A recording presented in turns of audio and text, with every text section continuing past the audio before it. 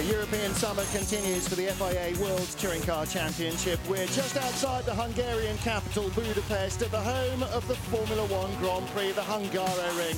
And in bright sunshine, returning to a happy hunting ground for Chevrolet. Winners in last year's races, Alain Menu and Ivan Muller. Well, good afternoon, everybody. Good morning, wherever you are watching. Hope that the weather will treat you as well as it is treating us here in Hungary. 19 degrees of air temperature, but it's a bright sunny day. Temperatures only due to rise. And down on the grid, it is hot and scorchio as we get ready for the first of our races here. 2 races at every World Touring Car weekend. You can see the cars and the teams making their way to the grid. At the bottom of the picture, just creeping in, is our first-time view of the brand new Lada. James Thompson back with the Lada team as they make the car's debut in World Touring Car action. Hello, everybody. I'm Martin Haven. Alongside me, double British Touring Car champion, just got promoted, Matt Neal. Good afternoon, Matt. Hello, Martin. Well, listen, we're on the top of the grandstands here, facing the pit straight, and it is almost like a Formula One crowd. There's a massive crowd of people on hand here in the Hungary Ring, and they've all come to see, really, one man, Norbert Michaelis, who's one of the country's biggest sporting stars.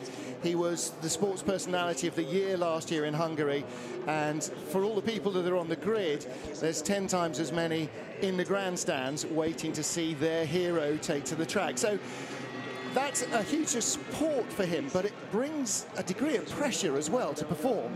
Oh, absolutely. I mean, it's unbelievable coming here and seeing the support he has, the amount of Hungarian flags flying in the crowds, the amount of Michelin's T-shirts and polo shirts everyone's wearing. It's the support he has is phenomenal here, and they'll just be baying for him to have a good result this weekend. Well, to do that, he's got to beat this man, the 3-time World Touring Car champion, the defending Touring Car champion, Ivan Muller, the man who leads the championship this year, seems to be in absolutely imperious form. Chevrolet, a little disappointed with qualifying a week ago in Slovakia.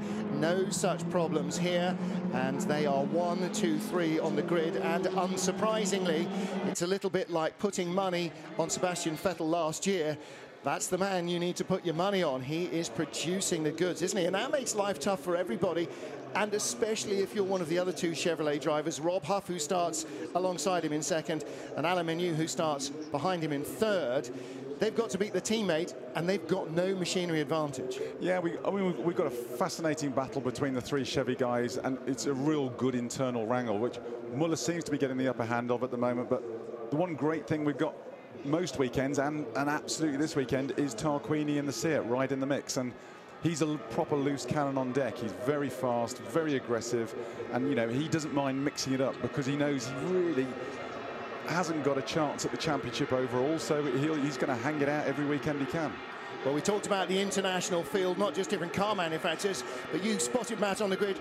Top 10 drivers are from 10 different nations as well, so it's a very international mix. Right at the back of the grid, Alberto Cecchi and Tom Coronel, who had problems after qualifying, and Charles Eng, I hadn't caught up with that, the Chinese driver having an engine change, dropping him right to the back of the grid from what would have been 13th after qualifying. Well, loads and loads of fans here. That is the main grandstand. And this is Tuesday on the streets of Budapest. They closed off 4-kilometre circuit of public road. And here was one of the big stars, of course, for the fans. The chance to see a Formula One car at close quarters is absolutely irrepeatable. And for Jenson Button and the McLaren, a great chance to show off in front of what's estimated by the police to be around 250,000 people lining the streets. But it wasn't just the McLaren, because a lot of the World Touring cars were out there as well. Some of the drivers, of course, Gabor Weber, the second Hungarian driver, and Norbert Michaelis, the one that they all want to see perform. They had their cars out on the streets as well. And that all live on Hungarian TV, serving to ramp up anticipation for this race. Well, some of the support races, the Lotus Ladies Cup, also out on the street. They provided a bit of excitement and little bits of incident in yesterday's race. How you roll a Lotus Elise was the question in the car on the way in, because they got such a low centre of gravity. But the man that they've all come to see, Norbert Michelis, lies 8th in the points. And like the two men just in front of him, Stefano D'Asti and Pepe Oriola, he's also battling for the Yokohama Independence Trophy classification. And Norbert is currently lying 3rd in those standings behind Oriola and D'Asti. But of course, for him here, Matt, there's only one thing, and that is trying to win a race in Hungary. And if he can manage to do that, then the crowd may not be going home all night long. The party will be long and raucous if it hasn't already started. So they're all learning hard. Looking here at Franz Engsler's BMW on the grid, and again, we watched qualifying footage again this morning. On his in-lap, right at the very end, possibly, I think probably, denied Alain Menu a shot at pole, because he was just on the turn-in for one of the fast final corners as Menu came up behind him. Yeah, well, had a heated debate with one of the stewards, John Cleland, who we've got the pleasure of again this weekend, of what we thought were right and wrong. And I mean, I definitely thought Engsler balked Menu, and Menu was on. You know, his sector 2 time was fast, and he was looking like he could be a pole lap, and you know, he ended up 4 tenths down. So yeah, they didn't seem to think so. And Menu didn't seem too upset by it. You know, he's on the 2nd row, but you know, we'll see how they go, whether he's got something up his sleeve for the races. Well, if he was 2 points behind Ivan Muller, he might have been a bit more upset. As it is, he's 20 plus, so he may say, okay, well, that extra little bit of qualifying may not have made the difference. Well, I hope Alain doesn't throw the towel in too quickly. You know, he's a very potent package, and it can soon go away from. Ivan has been very good, very calculated, very fast in the opening part of the season. You know, and he's had a little bit of luck going with him. He got turned round going into the first chicane at Monza. I mean, luck or skill, whatever, he came out of it, gaining a place and winning the race. That can soon go the other way, and it soon turn for Huffy and Menu. So they've got to keep right on it, keep focused, and keep the pressure up on Menu on Muller to, you know, to try and turn that tide. Yeah, definitely can't give up.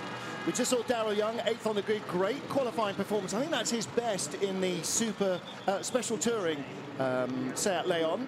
He's, of course, got the new Orica-built engine. We saw Thiago Monteiro. He's the last man on the grid who has still got last year's Lehman-built engine.